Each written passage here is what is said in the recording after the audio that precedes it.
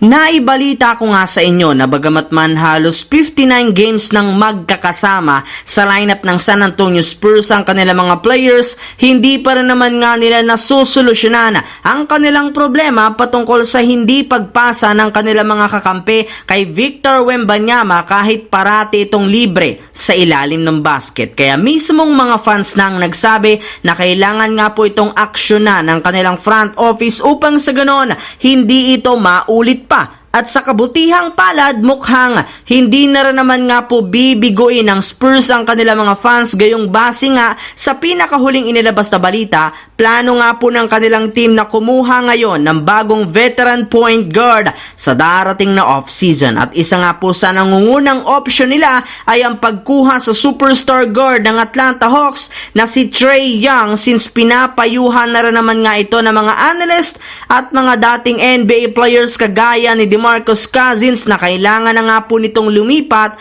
na makakapagbigay sa kanya ng mas malaking oportunidad na magkampiyon. At magagawa rin naman nga ito ng Spurs lalo pat itatandem nga nila siya sa kanilang future superstar na si Victor Wembanyama. Yes mga idol, magiging formidable nga po ang duo ni na Wembanyama at Young gayong sa kanilang posisyon at playing style pa lang. Sigurado nga po na magkakaroon sila ng maganda at solidong chemistry sa San Antonio Spurs. Habang dumiretso naman tayo sa ating pangalawang storya sa usap-usapan ng mga fans na matinik na bench combo ng Warriors. Napatunayan nga po ng Warriors na sobra pa rin naman talaga silang nahihirapan na manalo kapag isang legit contender ang kanilang nakakabangga. Pero sa kabila nga po niyan, hindi pa rin naman sila tuluyang nawawalan ng pag-asa sa kanilang kasalukuyang lineup since meron pa rin naman nga silang magaling na combo ngayon sa kanilang bench. Ito nga ang tandem ni na Chris Paul at Klay Thompson na siyang pinangungunahan ang second unit ng Warriors sa mga nakalipas na laro. Napatunayan na rin naman nga ng dalawang ito na kaya nilang mag-ambag sa kanilang team kahit nag-a-adjust pa sila sa kanilang bagong role. Kaya sigurado nga po na mas malaki ang maitutulong ng dalawang ito kapag tuluyan na nilang nagamay ang paglalaro sa kanilang bench. Samantala, dito naman sa ating huling storya sa balitang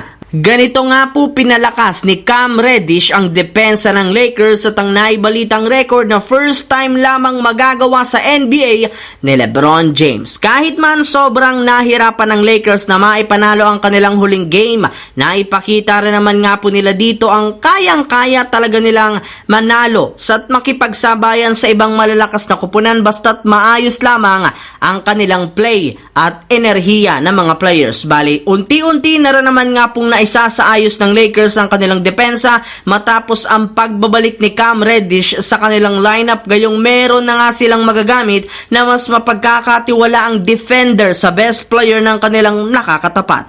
Ibig sabihin mas makakapag-focus na nga si LeBron, Rui Hachimura at si Taurean Prince kasama si Davis sa kanilang opensa. And speaking of LeBron, pagkatapos nga po ng nagawa nitong nakakamanghang performance contest sa Clippers sa pagtatala niya ng 34 points, umabot na nga po sa 39,960 ang kanyang kasalukuyang career points. Ibig sabihin, kailangan na lamang nga po niyang magtala ng 40 points para magawa nga niya ang record ng kauna-unahang player sa NBA history na nakapagtala ng 40,000 career points.